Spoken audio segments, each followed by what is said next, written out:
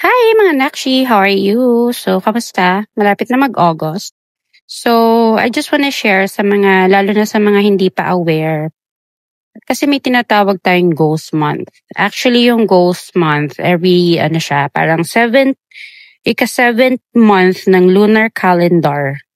Kung kailan sinasabi nila na ito daw yung mga spirit world or may mga hungry ghost na nasa paligid natin. Usually, nag-start na siya ng July 25 and mag-e-end nga siya nitong August 24. So, sinasabi nila na during this time, may mga hungry ghost, mga gutom na multo, charot. Pero, hindi mo naman need na matakot kasi you have to, parang it's just a reminder for us to respect yung mga dead, di ba? So, because of that, bibigyan ko kayo ng 5 tips ngayong Ghost Month. Ayun lang. So, let's see. So, ayun na nga. So, bibigyan ko kayo ng 5 tips para hindi kayo masyadong ma-bad vibes this Ghost Month or Hungry Ghost Month na sinasabi nila. So, meron tayo dito. Huwag magpatulog or huwag matutulog na basa ang buhok. Ayan, kasi sabi nila kapag cold daw yung anit natin, mas malapit tayong lapitan ng mga hungry ghost para lalo ka ma-bad trip, sumakit yung ulo mo, mga ganyan. So, dapat bago ka matulog, make sure na dry ang iyong hair. Okay?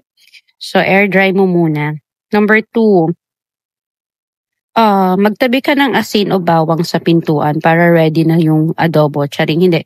So, sinasabi nila na you have to put daw asin or bawang. In that way, hindi pumapasok yung bad vibes, lalo na ngayong Hungry Ghost Month kasi protection yun yung asin sa kabawang para iwas negative energy.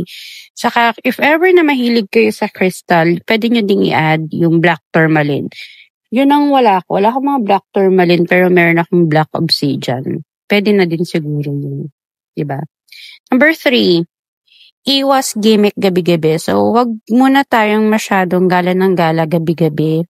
Kasi ito yung panahon na gusto nilang tahimik. Kasi kapag, yun nga, yung hungry, gutom nga sila sa energy. Kung nakikita ka nila gabi-gabi, which is madalas nga gabi daw sila gumagala. So, ingat ka. Kasi baka mamaya may biglang dimension kang mapuntahan pag uwi mo.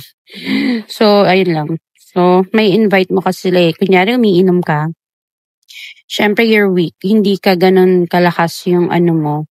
So, if you're drunk, tapos gabi, naglalakad ka, there is a chance na pwede silang pumasok sa iyong katawan. Ayan. Number 4, mag-alay ng kandila o dasal. Isang white candle, isang tahimik na dasal, okay na.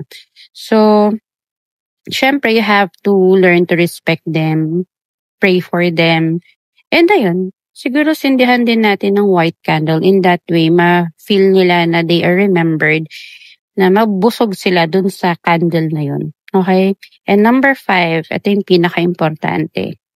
Huwag kang magpaparamdam sa ex mo. Ex is ex, past is past, tama na, itigil na. So, ghost month na nga, diba? So, pag ginost mo na before, i-ghost mo na, ituloy-tuloy mo na.